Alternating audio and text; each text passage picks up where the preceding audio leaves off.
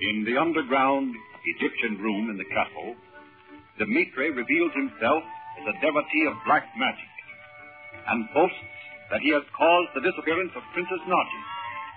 But Chandler, by his occult powers, defeats Dmitri and drives him from the castle. The present act opens in the drawing room 2 hours later.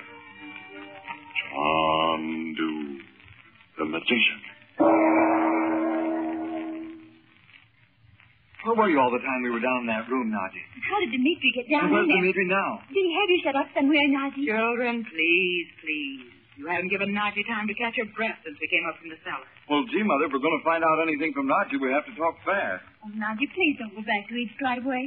Why do you have to go this very afternoon? You know I must go, Betty. I have come here in disguise, and I think if the government would be most unpleasant to your uncle if it becomes known he is hiding me here. Well, but... And we don't even know now that the servants won't tell someone Naji's here. But I bet Uncle Frank wouldn't care if the king did find it out. He's not afraid of the king. Oh, it's not that, Betty. So, Naji, will you stay a few days if I can get Uncle Frank to talk to the king? Uncle Frank's pretty influential, I know that. No, I must return to Egypt at once. Well, then will you tell us about that room? Bobby, don't be too insistent, son. These things may be secret. There are many things I must not tell, but of this room I may see. Oh, goody. Does Uncle Frank know about them, Naji? Where is he, Mother? He's dressing. He has an audience with the king at 3. Honest? Yes. Do you suppose he's going to tell him about Dmitri? Oh, I hope Dmitri hasn't already told the king about Uncle Frank. I mean, told him a lot of things that weren't true. Maybe Uncle Frank will get put in prison. Oh, don't be silly. Well, I'm not silly. You know what Uncle Frank said. I thought you were going to listen to Naji's story of the Egyptian room. Oh, I'm sorry, Naji. Oh, yes. Tell us about it, won't you, Naji? In Egypt, there are many old legends which have been told for thousands of years.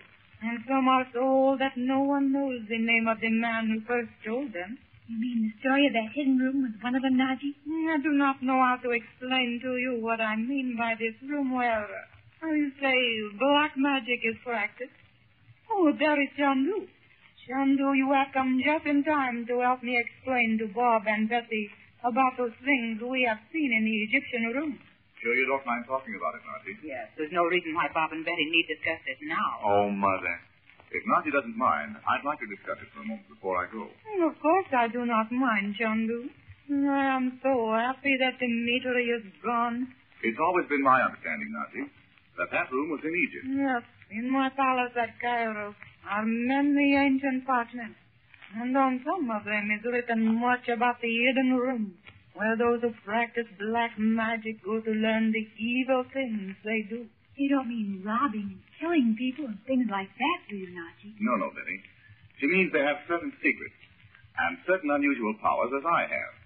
Only all their knowledge is used for evil purposes instead of good. Oh, let's not talk of it. That was a terrible experience down there. Well, I didn't think it was terrible. I thought it was keen. Say, Naji, if you've been reading about this room on all those old... Know where it was. It was always spoken of as being in the mountains, but it was supposed to be in the mountains of Egypt. I didn't know there were any mountains in Egypt. I thought Egypt was all desert and flat. Oh, no. There are mountains down in the central part of Egypt, down in the Sudan. There's a little village named Dara, where many an expedition has made its headquarters while they were searching for that hidden room. Well, can you beat that? Do you suppose that room right here in this castle was really the very one? Kind of the headquarters or something? Yes, Bob. It will be most interesting when I return to Cairo. I'd like to see those old records too, Naji, in the light of what we've discovered here.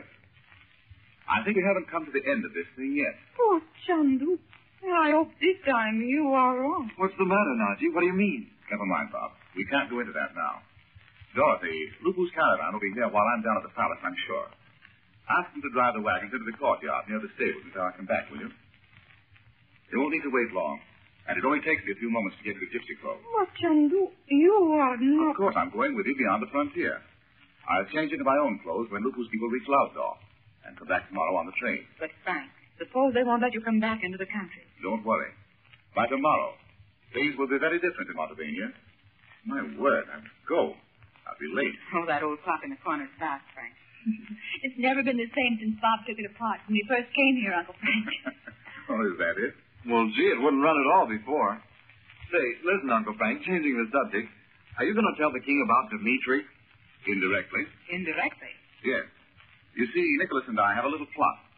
I'm determined to break up this scheme of Count Metzos quietly and with the least possible scandal. But how can you? Here's my plan. I asked for a special audience at 3 o'clock. And Nicholas is to induce his father to listen behind the screen in that little audience chamber where I listened that day. The day the gypsy warned the king against me. But whom will he listen to? You see, the plan is that Nicholas is to persuade his father to tell Metzos my audience must be postponed. Do you think the king will agree to such a scheme? It'll sound fantastic to him. Nicholas promised to see that his father was seated behind that screen at 3 o'clock. And I've got to depend on it that he'll be there. Well, but what then, Uncle Frank? Oh, I'll try to lead Metzos on to talk. And the king will overhear everything. Now I must go. Unless you've been taking my wristwatch apart, Bob, I'll just about have time to...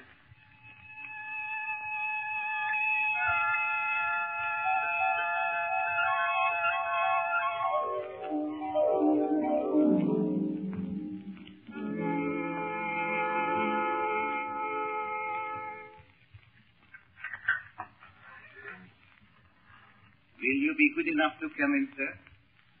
Thank you. Is His Majesty waiting? Good afternoon, Count Metzos.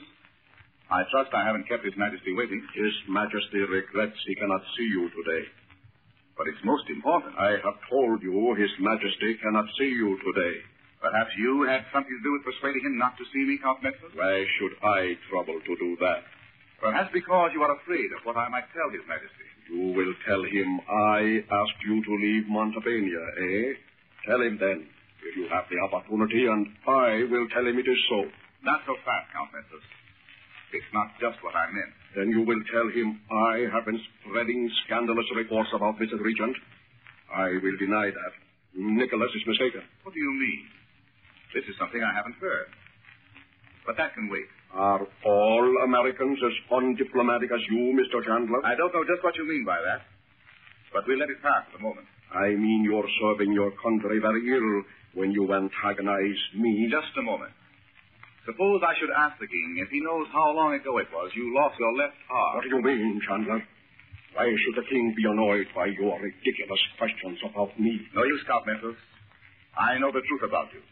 I know that in Paris you sometimes have 2 arms, and even sometimes in Montepania. As, for instance, in the dead of night, when you are searching for a hidden document in the storerooms at the top of the castle where I live. You insolent American! You dare to accuse me of entering your home in the night like a thief? I'll have you in prison for life. Not so loud, Count Metzos. I can hear you quite clearly. Let me tell you of other occasions when you seem to have the use of both your arms. Those occasions, for instance, when you are in the cave on the mountain of the scimitar. What? What are you trying to say? I'm trying to tell you that I know that Count Metzos, Prime Minister of Montepania, and a Stephen, the so-called gypsy bandit, are one.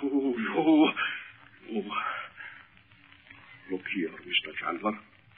You and I must come to terms. There is room for a clever man like yourself in a certain organization, I know. You can be rich beyond your greatest dreams. It is said you wish to marry the Egyptian princess Naji. Perhaps that also can be arranged. If there are difficulties in your way, you will be very wise to listen, Mr. Chandler. In return for my silence about this plot of yours, so you may overthrow His Majesty and take the government, you will make me rich. Yes. Why did we not think of this before? Why should we have made you an enemy all this time?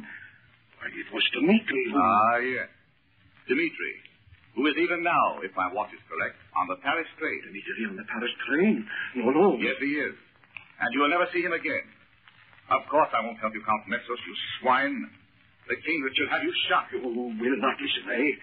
You insist on being my enemy. Very well. I know the king will never believe you, and even if he should, I'll have you killed myself. I'll have you followed to the ends of the earth and shot or poisoned in some of these native villages. But His Majesty will never believe you.